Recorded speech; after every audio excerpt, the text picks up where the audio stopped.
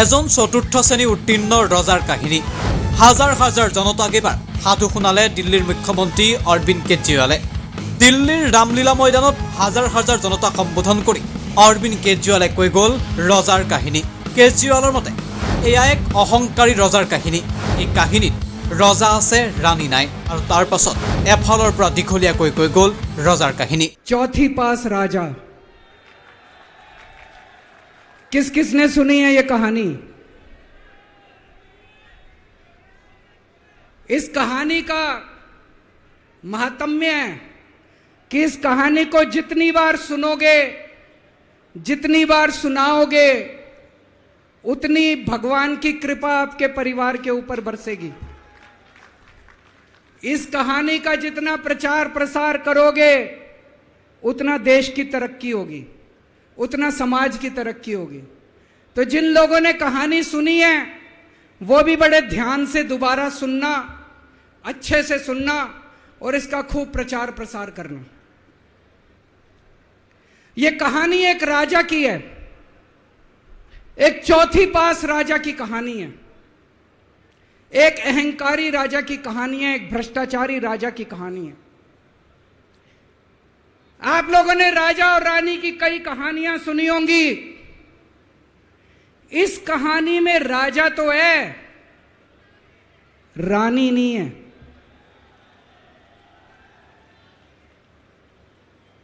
तो एक महान देश था, कई हजार साल पुराना देश।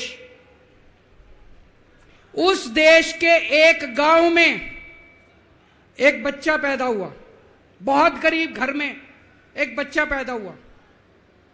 तो जैसे गांव के अंदर बच्चा पैदा होने पे ज्योतिषी आते हैं, ज्योतिषी आके बच्चे का भविष्य बताते हैं, ऐसे गांव का ज्योतिषी आया। उसने बच्चे की कुंडली देखी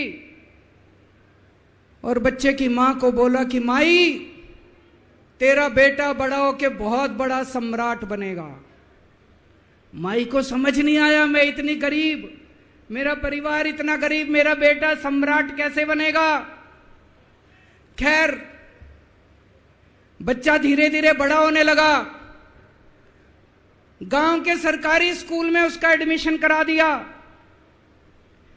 उसका पढ़ने लिखने में मन नहीं लगता था। पढ़ते पढ़ते, क्लास करते करते चौथी में आके उसने नाम कटवा लिया। उसका पढ़ाई लिखाई में मन नहीं लगता था। बगल में, गांव के बगल में एक रेलवे स्टेशन था। घर में बहुत गरीबी थी। वो बच्चा वहां स्टेशन पे जाके चाय बेचने लगा।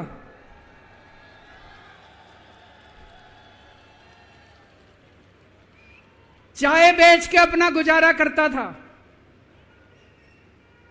वो भाषण बहुत अच्छा देता था, बचपन से ही बड़ा अच्छा भाषण देता था। गांव के लड़कों को इकट्ठा कर लेता और भाषण देना चालू करता। धीरे धीरे आसपास के गांव में फैल गया कि यह बच्चा भाषण बड़े अच्छे देता है। आसपास के लड़के भी इकट्ठे हो गए और जो मर्जी टॉपिक हो भाषण देना चालू कर देता था और रुकता ही नहीं था, घंटों घंटों तक भाषण देता रहता था। बच्चा बड़ा हुआ। ज्योतिषी ने कहा था बड़ा होके बच्चा उस महान देश का सम्राट बन गया। लेकिन राजा तो अनपढ़ था, उसे तो कुछ आता नहीं था। अफसर आते, उस अनपढ़ राजा से जहां मर्जी साइन करा लेते, जहां मर्जी जो मर्जी साइन करा लेते। वो राजा अनपढ़ था, उसे लगता था मैं अगर अफसरों से पूछूंगा तो मेरी कमजोरी सबके सामने प्रकट हो जाएगी। अफसरों को लगेगा मेरे को कुछ आता नहीं है। अफसर जो मर्जी लेके आते थे वहां साइन कर देता था। वो धीरे धीरे पूरे देश के अंदर फैल गया कि राजा अनपढ़ है, राजा अनपढ़ है। राजा को बड़ा बुरा लगने लगा।